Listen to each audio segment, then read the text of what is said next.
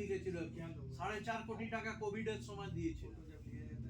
4.5 কোটি দিয়েছিলেন শিক্ষকদের থেকে তুলে 7 লক্ষ।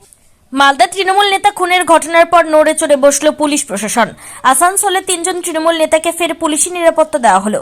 আসানসোল পৌর নিগমের 78 নম্বর ওয়ার্ডে তৃণমূল কাউন্সিলর তথা তৃণমূল রাজ্য কমিটির সদস্য অশোক রুদ্র, পশ্চিম বর্ধমান জেলা পরিষদের সহ সভাধিপতি বিষ্ণুদেব ননিয়া এবং পশ্চিম বর্ধমান জেলা পরিষদের সদস্য রামকৃষ্ণ ঘোষকে পুলিশে দেওয়া হলো। প্রসঙ্গত, দিন কয়েক আগে মালদায় এক তৃণমূল নেতাকে গুলি করে খুন করা হয়েছিল। মুখ্যমন্ত্রী মমতা বন্দ্যোপাধ্যায় প্রশ্ন তুলেছিলেন, ওই তৃণমূল নেতার নিরাপত্তা ছিল কেন তুলে নেওয়া হয়েছে, এই নিয়ে পুলিশের বিরুদ্ধে ক্ষোভ প্রকাশ করেছিলেন। এই ঘটনার পর আসানসোলে আগে যে সমস্ত তৃণমূল নেতার নিরাপত্তা ছিল তাদের নিরাপত্তা দেওয়া হয়েছে।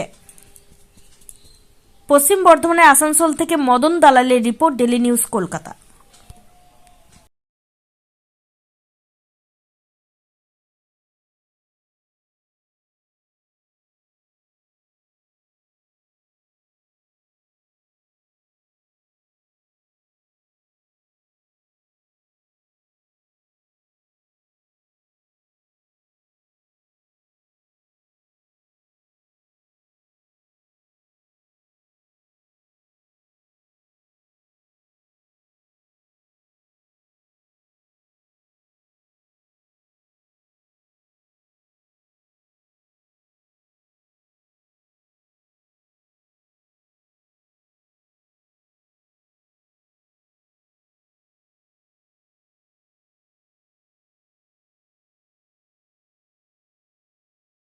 নমস্কার অশোক বাবু, আপনাকে প্রথমেই ডেলি নিউজ কলকাতায় স্বাগত জানাই।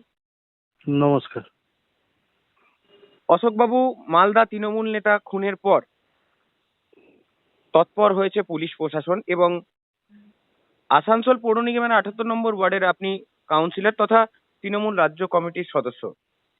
অশোক বাবু, আবার আপনাকে পুলিশি নিরাপত্তা, হঠাৎ করে আবারও পুলিশি নিরাপত্তার কারণ কি যদি একটুখানি আমাদেরকে বলেন। দেখুন, আমি তো বলতে পারবো না কারণটা, এটা পুলিশ প্রশাসনই বলতে পারবে কেন তারা আবার দিল। এর আগেও তো আমার পুলিশি নিরাপত্তা ছিল 2022 সালের শেষের দিক অবধি ছিল, তার আগে প্রায় 5 বছরের মতো। তারপরে তারা তুলে না, তারপরে হঠাৎ করে পরশু দেখি যে আবার পুলিশি নিরাপত্তা আমাকে দেওয়া হলো। এবার কারণটা কি, কেনই বা তারা তুলেছিলেন, আবার কেন নতুন করে দিলেন, তারা প্রশাসনের সংশ্লিষ্ট বিভাগই বলতে পারবে। তাহলে কি আশঙ্কা করা হচ্ছে কোনো নির্ধারিত কারণের জন্যই যে আবারও পুলিশের নিরাপত্তা আপনাকে? সেটা দেখুন, আমার তো বলা সম্ভব না, আমি অন্তর্যামীও নয়, সেটা তারাই বলতে পারবেন কি কারণে তারা আবার এটা দিলেন। ঠিক ঠিক, আপনি ভালো থাকবেন এবং আপনাকে জানাই নতুন ইংরাজি বছরের শুভেচ্ছা। ধন্যবাদ, আপনাদেরও শুভেচ্ছা জানাই। ওকে ওকে, ধন্যবাদ।